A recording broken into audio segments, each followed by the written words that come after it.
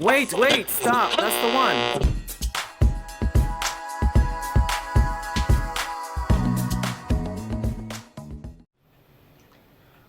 Welcome to ZEN TENN Speaks, a show where I make new friends and reconnect with old ones. A show where everyone's stories may inspire you to tell your own story. In this podcast, we encourage everyone to get rid of shame, guilt, fear, doubt, and judgments for themselves and for others, and replace those with love, empathy, compassion, understanding, kindness, and to do your best in everything that you do. In essence, to get rid of things that no longer serve your well-being, to be true to yourself and be honest with others. Going at it. Now, I've come out to those three and their spouses, and my youngest sister, who for me has been a rock through everything in the last 2 years. She's just been a rock for me, and I always get emotional when I talk about her. But me and her, we were both she's still living in Oklahoma. At the time of the union, I lived just, my property was 3 hours away from her house, her and her husband and their kids. And so I rode with her to the reunion, a 13-hour drive that we did. On the way back from the reunion, it was kind of a, general conversation. We had our sibling gossip about other siblings and gossip about other family members. And then I took a nap and I woke up. We got into this conversation like the last 7 hours of the car ride. Was 6 hours because we had gotten to Missouri by that chance. And by that point, and we had this little conversation about me and my personal life. And I was like, yeah, hold up just a second. I'm texting somebody. Like, I can't talk and text this. Give me a minute, And she was like, so who are you texting? And I'm like, none of your business. And she was like, shut up. It's my business now. And from that point, she was like, oh, I knew it. And I was like, you know what? And I came out to her and she was like, oh, she goes, and she's much younger than me. I'm 30 years old. I'll turn 31 next month. She is 26, I think. But she was like, oh no, she said, I've known since you turned like 15 years old. I knew. I was like, now wait a minute. You were like 10 or 9. How? Like, yeah. I respect children, and I feel like they still have God in them. Like, yes, we have like 16, 17. We have left God, like, because we've like, I'm a man now. I can do my thing. But kids under 14, something special about them. My nephew, he would talk with me, and he loves me and respects me because I give him undivided attention because I'm so mesmerized. Even Jesus said, right, be like children. Even Jesus says, be around the children. And he was, and we've probably seen that famous painting, having children around him and all this stuff. I'm like this, because all the things I'm telling you, and they have like most children, probably like some who had gone with trauma, will be reserved, whatever. But the ones who just like, if they feel like they're welcome, they're gonna tell you everything. They're gonna tell you like they're like stupid, not like they're stupid, but like they're so whatever. They're purely innocent on a pure level. And I love that. And I love it's just not to be seen, not to be heard. I'm like, no, let's see them and hear them, because you can learn a lot. You still have God inside them. Right. Yeah. And so those are the siblings I come out to. My cousin found out one time, me and one of my cousins were in this group called Ex-Mormon. And she's an She's an ex-Mormon? Yeah. And somebody posted in that group, and I have other close people in that group too. I did not know were in there. And a member of the group posted up, hey, where's all my LGBTQ plus people at? And I was amazed. There were hundreds of comments Well, now at this point, there's well over 1,000. I was like, wow, this is amazing. And people were commenting like, hey, I'm not a member, but I support you 100%. Like, you need a mama, I'm your mama. You need a granny, I'm your granny. Like, there's a lady, she's up in her 70s, and she commented, she goes, you need a new grandma? I'm it, sweetheart. And I was like, okay, I like this lady. But I commented on there. I was like, yo, right here, Oklahoma. And one of my cousins commented, she goes, I freaking love you. And I'm like, oh crap. Did not know you were in this group.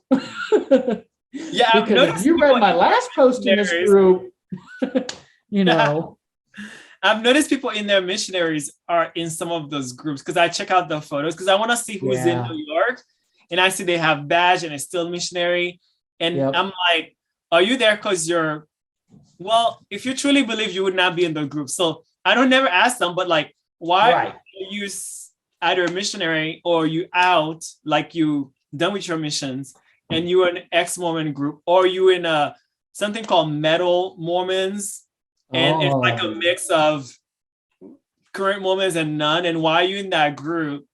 yeah, You're gonna be exposed to like certain stuff. But I mean, right, like questioning them, not as in a judgment way, but I'm curious to know. yeah, Yeah. Same with yeah. Jehovah's Witnesses. So, There are I join a lot of Jehovah's Witnesses groups and uh-huh, ex-Jehovah's Witnesses. And then there are Jehovah's Witnesses and they're in those groups arguing with Jehovah's Witnesses with ex-Jehovah's Witnesses. And I'm like, why are you in an ex-Jehovah's Witness group arguing with ex-Jehovah's Witnesses and you are a current Jehovah's Witness? Like, yeah, yeah. why is that your place? Like, why do you waste time? Why don't you go and read the Bible? Why are you arguing with Uh-huh. them? But it's Yeah. curious. So because Jehovah's Witnesses have a shunning process or Oh, practice. Do I've heard ex-Mormons? about that. Yeah. So one of my aunts is Jehovah's Witnesses. Uh-huh. So yeah, I've heard a little bit about Do Mormons do that? it. Do they shun each other? I laugh, but in a way, they do it in their own way. Uh, So I'm it speaking to some of them. Not a lot of them has only actually you, the third Mormon, who were willingly on my podcast, but I've spoken to a lot of them who backed out, or a lot of prior to they telling me their story, and they're like, no, I changed my mind. And so they tell me that isn't there. Like they'll still talk to you, but it's kind of like Jehovah's Witness is like cutting a rotting arm, like done. yeah, yeah, But Mormons that I've talked to said, no, we'll still talk to you. No, we'll still invite you to church or family stuff, but I guess not bestie. right. So there's definitely it definitely happens. There are those who, like you said, they will cut you off. It is like, nope, black sheep of the herd. You're cursed. You're unlucky. Bye, Felicia. Um, there are others who I categorize them in three groups. The ones who cut you off completely, and I've experienced those. There's the ones, that's group one. Group two is the ones who are two-faced. They will genuinely, they'll say, hey, you know what? So what? They'll want to talk with you. They'll invite you to activities. They'll, be friends with you. I've learned with some of those people who are in that second category, unfortunately, they still have that mindset of, we can change this person. If we just keep inviting them to activities and fellowship, what they call fellowship with the saints, they'll change. Oh, let's send them on a date with this person. If it's a male, let's send them with her, or her, let's send them up with this guy. Let's get them, let's family home evenings, whatever. We can change that. It may not be quick, but we can change that. So that second category, it's like they're two-faced, it's like they're faking it. They're faking their friendship to try and, I don't know, try and grow their congregation, try and make them look like they're better people. Gonna get I'm that not 10% sure. from Right. your paycheck. Yes. That's what, And then there's a third group that I have rarely found, but they exist. And honestly, all my siblings fall into that third group, where they don't care. It's not that it's like, oh, no, look, we don't care. Goodbye. It's like, hey, all right. They have told me face to face, and the one that I was talking over text messaging with, in one way or another, they've all said, hey, congratulations. You're being brave. That doesn't bother me that you're gay. I'm still going to be your sibling. And there's been a few members of the church that I found, they're like, hey, we're still going to be your friend. Just because you're gay doesn't mean that you're a horrible person. You're still more than welcome to come be with our family, to play with our kids. You're still more than welcome to come and be a part of our activities. We're not going to try to force anything on you. And there's one group of people in the church that I have found like this, where when I was dating a guy for a little bit, and they said, hey, it's the Halloween function. Do you want to bring your boyfriend over? And, it's costume night, here's, you can't have certain costumes or whatever, but you can come, like, bring him with you. And I was like, yeah, I don't know about that. I don't know other members. And they literally looked at me and they were like, you know what? And I was amazed when they said it, because I was like, wow. And they were like, fuck the other members. I was like, okay, first off, you're the Relief Society president. Never heard that from you before. Second off, we're coming now. So there are those who will cut you off. There are those that are two-faced. And then there are those like my siblings and this very small group of members who are like, hey, you know what? We love you just the same. And you want to have a boyfriend? You know what? Let us meet him. My one brother, and actually all of them, especially my one brother and his wife, when we were in the van talking, he was like, all right, but here's the rule. He said, you start getting serious with somebody, you guys want to get married or just commit to each other. He was like, I better be at that ceremony, because if I'm not at this ceremony, he goes, I will find you and I'll kick your ass. And I was like, see, and I believe that too. So, so yes, there are those who are supportive, but you do have to watch out for those who are two-faced, because the two-faced ones, they are the dangerous ones. Mm-hmm. It's like a sheep, and it's like a wolf in sheep's clothing. I would much rather have somebody cut me off completely than to be fake. So how are you currently living your best non-Mormon life? For me, I got to tell you, growing up and all the way up until the last 2 years of my life, the last year actually, I have always suffered with anxiety, with stress, with depression, feeling of annihilation, and especially in the last 2 years, especially this last year, and since this summer, I have never felt so free in my life. I have never felt so open and stress-free. Yeah, I get some stress here and there, with my schooling. I have a 4.0. And when I don't do well on a test, I get an 80. It stresses me out, because I'm like, oh man, is that going to affect my grade? So I have the normal stress that anyone can get. But when it comes to being stressed about being myself, I don't have it anymore, because I have found a support system that I never knew that I had up until recently. I have some amazing family that I always thought that my family, growing up, and even through my adulthood, I always thought that my family just absolutely was tired of me, because I wasn't perfect and I messed things up a lot and I didn't communicate clearly, but I'm starting to learn, ever since coming out to a lot of them, that was absolutely not the truth. And I feel like I'm becoming more brave to start coming out to more and more of them. I go to school, I go to work, and I'm happy. And if people that I have 3 roommates, and 2 of them are dunderheads, but the one roommate that I think you saw him pass through here a minute ago that I share a room with, he found out a few weeks ago on accident. And it wasn't that I was keeping it secret from them, but I thought, let me test the waters first and let me see how they might react. so I started watching some of my documentaries. There's one on Hulu about Pride, people who work in the military and the government.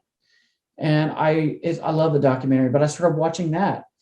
And the one that I share a room with was like, hey, that's some interesting stuff. And he doesn't watch TV, but he was like into it. And when he found out, he was like, oh, by the way, he said, I think somebody came by looking for you. And I was like, oh, really? Who was it? He was like, I think it's the guy you're dating. And I'm like, no, it's not. He was like, oh, trust me, I know, and I don't care. And I'm not bothered by it. And I was like, you're not bothered by it. And he goes, no, why would I? He's like, you be you. I was like, okay, cool.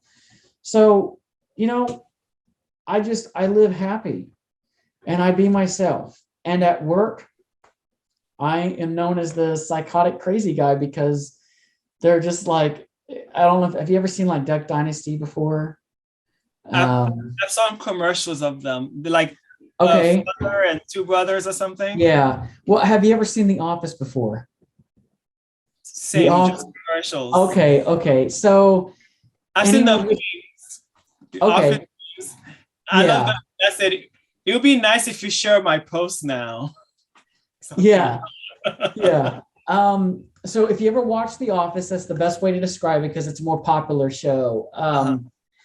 I'm known as the Dwight and the Creed.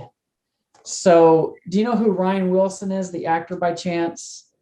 He played in the movie Sahara and he played in a few other things. Anyway, he's just this geeky guy. Was he in The Monk? The Monk? Show called The Monk. Was it that actor? No, not him. Okay. Anyway, he's just this crazy guy. If you watch that, hi, husband. Yeah. Oh, okay. Yeah. I don't even know his name, but so yeah, I'm known as the crazy guy. Not like that. Okay, this one's mentally like woohoo, but like, dude, you're crazy. Like, calm down. Some of the jokes I tell, my personality, they're like, oh my God, that's some dark humor, but it's funny. Like, what is wrong with you? So I'm being myself. I'm also very flamboyant at work, and I don't care. I'm under vehicles and I'm working on cars, and they're like, hey, how's it going? And I'm like, look, I don't know what the girl's problem is, but this car is effed up. Like, girl needs some help. And I'm waving my hands around. I'm doing the motions, and one lady came in and she was watching me work on her car. And when I got the car finished, it took me an hour because of what was being done. And when I got finished, I completely washed my hands off. I got in her car and I drove it around front to her. And I was like, girl, what are you doing? She goes, I love your little attitude you got going. And I was like, what are you talking about? She goes, you got that. She goes, you must be gay. And I'm like, yeah, I am. But how can you tell? And she's like, you have that attitude of a Black woman. She goes, you are just head nod and yes. And she goes, you have been snapping your fingers at people all the time. And I was like, okay, didn't notice that. But yeah, And my coworkers were like, you're gay? And I'm like, yeah. And they were like, yeah. They were like, you talk about a girlfriend. I'm like, no, I don't. They were like, oh no, you give the advice. And I'm like, y'all come for me advice and I give it to you. Don't miscommunicate here. Yeah. But I live much more happily now and much more comfortable in my own skin. I'm starting to make a few friends out here. I actually put myself out there and I decided, let me go onto a dating website. And granted, it was Facebook dating, but I got kicked out from that. Oh, Facebook kicked me out. Oh no. See, I go on Facebook jail a lot, but but I put myself out there and I talked to a few people on Facebook dating, a few guys, some of them were like, all they wanted was sex. So I was like, block. Other ones were like, I was like, this is not Grindr. Bye, Felicia. But this one guy that I started talking to, very cute, very handsome. And we started chatting up for a little bit. We talked for, I think, a couple weeks. And I was wanting to ask him out. Like, we had talked about going out to dinner, going out for coffee. And I was like, yeah, absolutely. And then one day he was like, do you want to change phone numbers? I was like, oh, I don't know. usually this is the part where I get rejected, because they take a look at me and they're like, ew, you have glasses. Oh my God, your teeth are not perfect. I'm not the most perfect in shape, so on and so forth. But he was like, no, let's go out for dinner. And he took me out to dinner. And I was so financially strapped that I was like, okay, let me look for the cheapest thing on the menu because I'm used to splitting the bill with people. But he paid for the whole thing. And I'm like, oh my God, does this actually happen? Like, God, it's me, Amy. And then afterwards,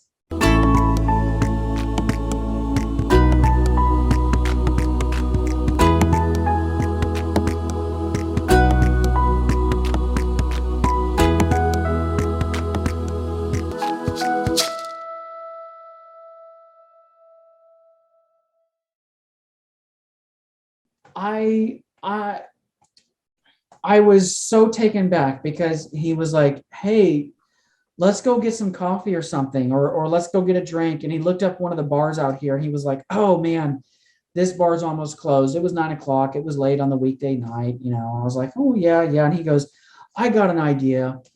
He's like, "Let's go back to my place. Like it's like just 5 minutes away." And I was like, "Okay, sure." In the back of my mind, I'm like, "Man, don't be another one of those like just sex on the first date. And he wasn't. We stopped by a gas station and we had chatted the whole night through. I was finally confident in myself, comfortable with myself, being in public on a date with a guy that I didn't care who saw. I didn't care who noticed. I was like, you know what? What is that? ABCDFU and your mama and your dog and all that? I was like, screw all y'all. I don't care. And we had such a great time and we've been talking ever since. And we have another date tomorrow. We're going to go to lunch and everything. But I'm just so much more confident.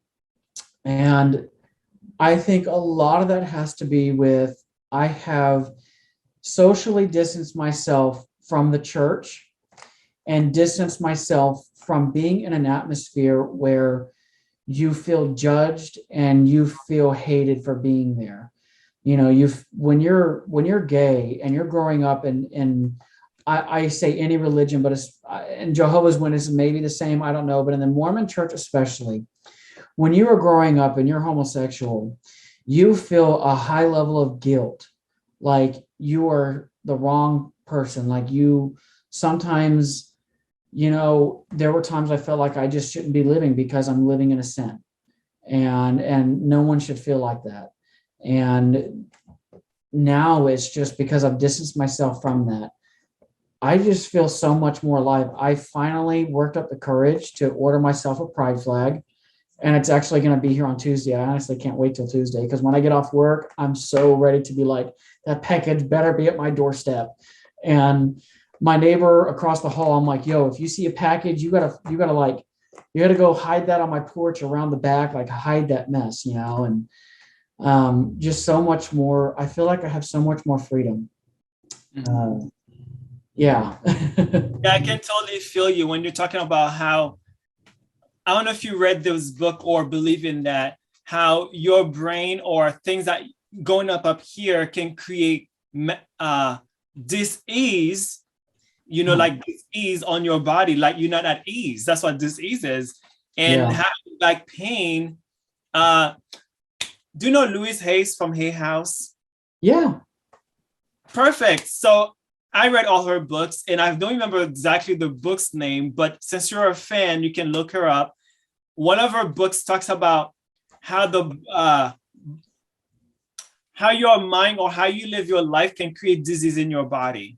I forget what that book is called, but now I read another book that's called The Body Keeps the Body Keeps the Score. Yeah. And it talks about how stress or depression or anxiety or this and that can create specific scientific proving dis-ease in your body. And disease doesn't mean like, it could be cancer, but it could also be a back pain. And how Louise Hayes talks about how back pain it's funny, but since you're not being supportive, because your back supports you, your spine supports you. Yeah. You weren't being supportive in your community. And maybe, of course, it's just like a maybe thing, but it's as studies is proving that back pain relates to where you are, you're not being supported. And so therefore you get the back pain or shoulder pain because that's what like supported. Right.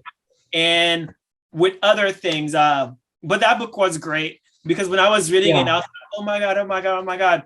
And I had trouble even now, but now I'm more relaxed about it. How I've often felt I do so much and I feel like I'm not being supportive. But I've only had that mindset because I compare the support that I was getting or the lack of compared to other people who get huge support.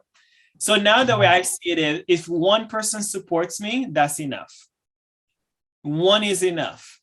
But I have to remind myself that all the time because I do so much. And I can see someone else on Instagram because I look at their photos.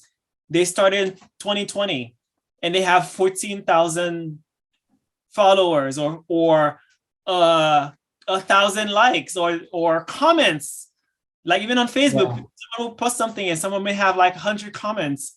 And then I'll post things. And then sometimes I even have this one friend, and I do that too. Like if I'm gonna be supportive, I'm gonna like all your stuff, share all your stuff, even if I even if I read it or not or watch it or not, I'm just gonna be that supportive kind of person because my primary love language is acts of service because I like to service. And he always does that for me. And I don't think he actually watched everything, but he's actually just, being that service. And I appreciate that a lot. Mm-hmm. And so I often think of him or other people who does small acts of that. At least I just need one to feel gratitude because I read a meme that says gratitude is not actually being thankful for what you have. It is being thankful. Of what you will get or what you have. It is being thankful for stuff that you actually don't have, but you're grateful for the things that you have. It's like some paradox like that. And I was just like, you know what? I'm going to be grateful for that one person who supports me instead of keep saying that I don't get support. Like comparative to the world, the amount of stuff that I do, I don't get that support that I'm expecting, but enjoy the process and fuck it and have whatever. Like I post on this group and this guy, every time I post on that group, he keeps saying no one cares. And then he said something like, he made fun of my YouTube channel. He says, your failed YouTube, whatever. And then I was thinking of like doing a clap back. But then instead of that, I responded, oh, thank you for being my number one fan because I have a YouTube. Like, how did you go on my YouTube to know that it's failing? Obviously, you're a fan. And he's not liking my posts, but he's like thumb down them. And then I made a post on that group and I said, so-and-so and I should start dating because he likes all my posts and comments how much he doesn't like them. And so I know it's Christmas or Christmas Eve, so he probably didn't respond because he's busy with family. Yeah. But everyone laughs at it, like whatever. But now I'm like laughing at those things because I don't need human validation about my life. Yeah. I need my own validation. If I'm gonna rely on people's validation, I'm just gonna die. Even another guy you probably know, Dr. Wayne Dyer from Hay House, he says, my favorite quote, and I live by it. Two of my favorite quotes, but one of them, he says, be independent of the good opinions of others, which means that do not feel alive when someone says, oh, you're so pretty, or I like your eyes, I like your smile, oh, your work is great. Don't even feel dependent on that. Because if you are, you're gonna feel small and you're gonna fall when someone says, hey, your YouTube channel is failing. Yeah. Actually, when he said that, I laughed. I didn't care. Like, what does failing means? Because I'm doing it for me, not for you. If you don't, obviously you love it because anyway. So yeah. I'm very happy for you that finally you're living your best life and live it for you. And if you believe in God, live it for God, because those humans who are they again? So Exactly. I'm very happy for you. That's Yeah. awesome. Yeah, it's there was somebody talking about why is it that adults, men especially who are gay or LGBTQ plus, it's like they turn into a child again when they get into their late 20s or early 30s. And I kind of thought about that. I'm like, well, wait a minute, what do you mean by that? And then I realized, I was like, well, I could kind of see that, because it's like they're finding their whole new self. Mm-hmm. You put your face on, you put a face on, you fake it the whole time. You have to act like you're straight or act like this or that. And then when you finally build up that courage and you're just like, you know what, F it. You know what? Once I found that support group, I was like, forget it. If the rest of you know, and congratulations. If you don't like it, you know what? You ain't got to be part of my life. Yeah. And whose standards we're gonna live on? Like, I had to think about that. I was like, fuck your standards. I don't put any standard out there to make anyone live on my standard. Right. Like, these people, they have this, when they say, I don't remember the quote, but fuck the horse you came and ride on. Like, who are you again? Like, and if you're Mormon or Jehovah's Witness or whatever religion, I'm the representative of God. I'm the prophet. That's who I am. Oh, well, God did come to tell me that you were that. You telling me that. So therefore, I do not conquer. Yeah. I remember one conversation, you mentioned that, and it reminded me, I was having a conversation with somebody in church a couple of years ago, and they were like, well, God says this and he says that and blah, blah, blah. And I finally looked at her and I said, you know what God told me? What? He told me to tell you to shut up.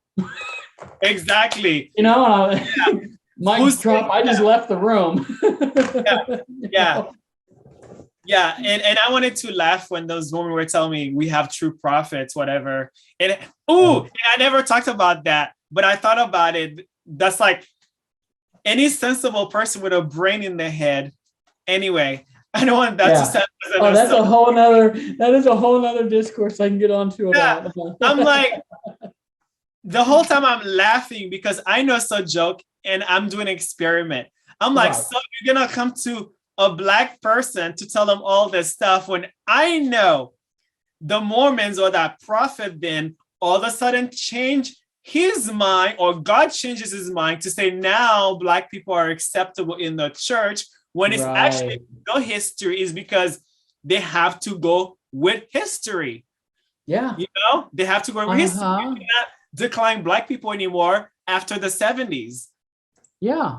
So therefore you have to go with history. But I'm betcha if the 60s were still around, they would still have that same doctrine. So don't tell me God changed his mind. What the hell?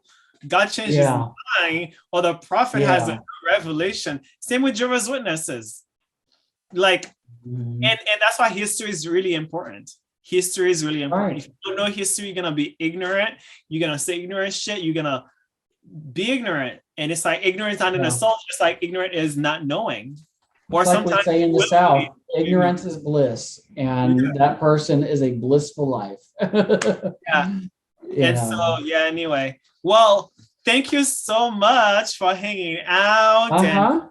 And I love every interview because it's like I come in it with some questions and we don't know each other. And after like maybe 5-10 minutes, we're hanging out as if I've known you. So I appreciate your candor very much. Thank you so much. Absolutely. And if you ever have any other questions or want to do another deal like this with me, I'm always open. I'm always open for it. This last couple of months, when we first initially started talking, and the last couple of months between then and now, I've had to do a lot of traveling. Between here, I'm in Houston for schooling, and so I've had to do a lot of traveling because just family related.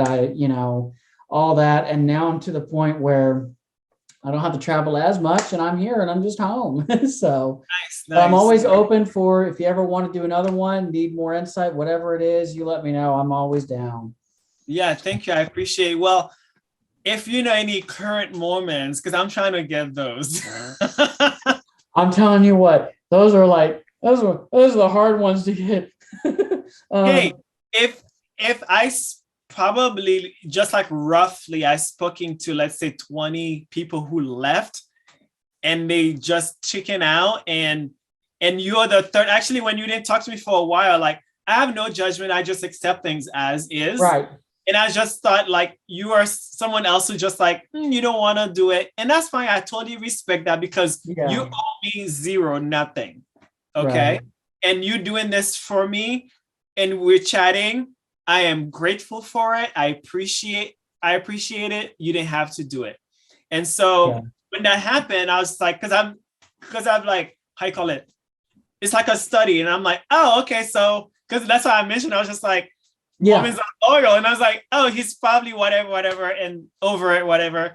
And when you messaged me, I did not have, how you call it, resentment or, attitude about it. Because I'm like, oh, he's ready. And whenever they're ready.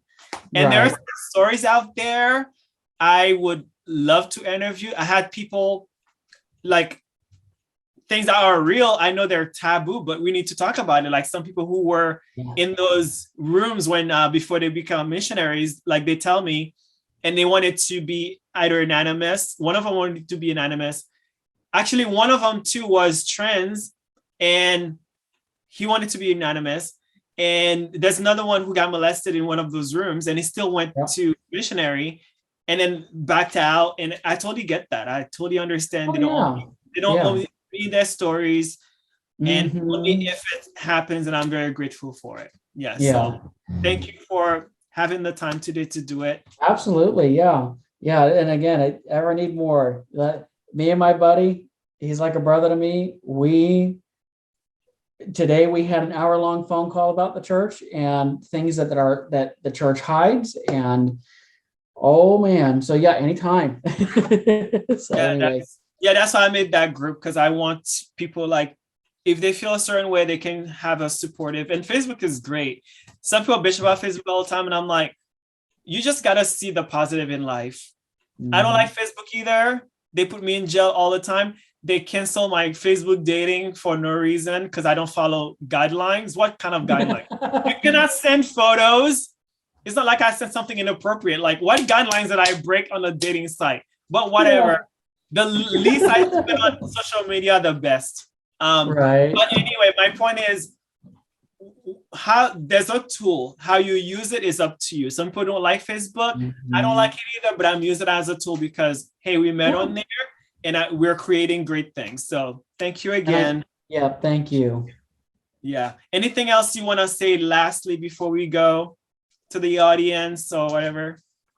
I love what you're doing. I honestly do. And I'm so glad that I got the chance to do it. And my life finally settled out to where I could do this with you, because I think that a lot of people need to know that they are not alone. Mm-hmm. There are a lot of youth in the Mormon church today who struggle, who are homosexual, or who struggle with it, whatever the case may be. They need to know they're not alone. There's a lot of young single adults who are not married that they struggle with it more than anything. They need to know they're not alone either. And unless we talk about it, there's no way that people are going to know that this is truly a struggle for people.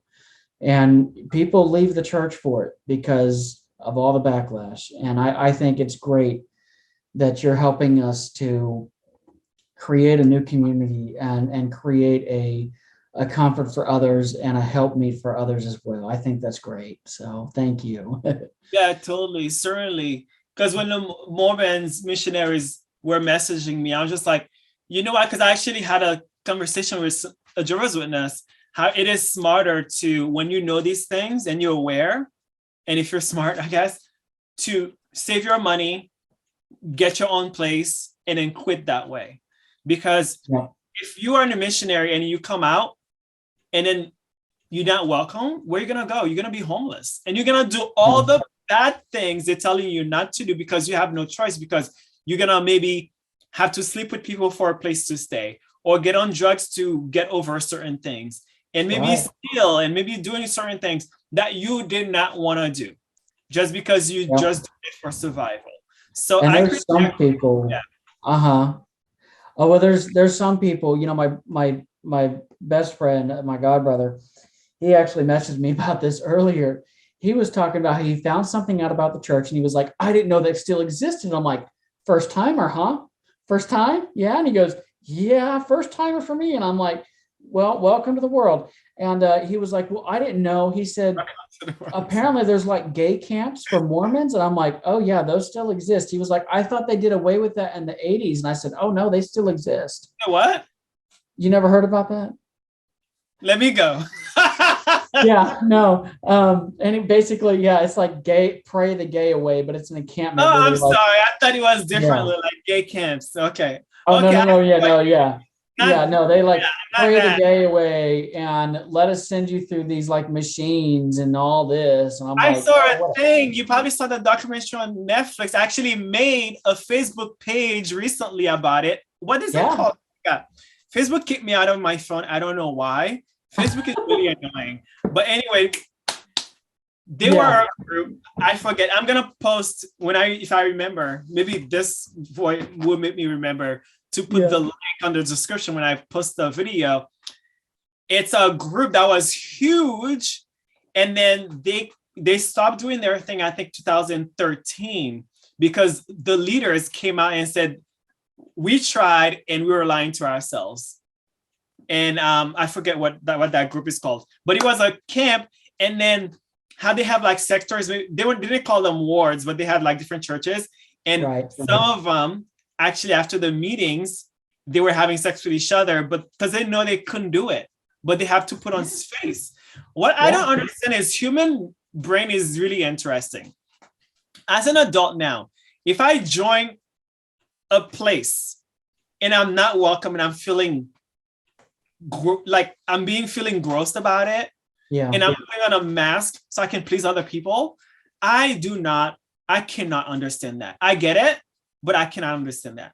But if you're raised in like I was and you're raised in and you have to put on a face, and then you go through your adulthood, you got married, you have children, and you still have to put on a face because when you got married and children, you are too tied in and you're too deep in, that I get it. But as an adult, you willingly join a church as a gay person, and you're going to give yourself all this turmoil and all this dis-ease for decades. And after 20 years, you're like, actually, I'm out now. And then you wasted your youth. Yeah. That's like some deep therapy. It's baffling. It is. Yeah. I'm like, you're going to need some deep therapy. Like, first of all, like, why were you in your 30s? You joined a group to pray the gay away. And I understand part of it is because of society, of course. But maybe if you did therapy instead, it would help you not spend 20 years. Yeah. Yeah. Oh, I remember the group now. It called Exodus International. Yes. Yeah. Yes. I watched the documentary. Very fascinating. And when they got, what's that word? Dissolved, how many groups under them create their own because they were like the head. And when they dissolved, like everyone else did their own thing and they still have this thing. And some people were like, yeah, we were having sex all the time and we know it was fake, but what are you gonna do? Like, you can't tell each other whatever. And watching it, I was like, damn, like I can't live a lie. That's one of the reasons I have a YouTube channel too. Like, I have so much to say and I cannot be silenced anymore. I'm like, I can't. Like, I'm sorry. I mean, I could, but I've done it and it's suffocating. And I feel lonely and I feel like I need to be free. And as humans, we're free. We have the intelligence. But anyway, going on tangent. I'm going to let you go. I appreciate you again. All righty. Merry Christmas. Have a good evening. Oh, yes. Merry Christmas. Bye-bye. Bye-bye.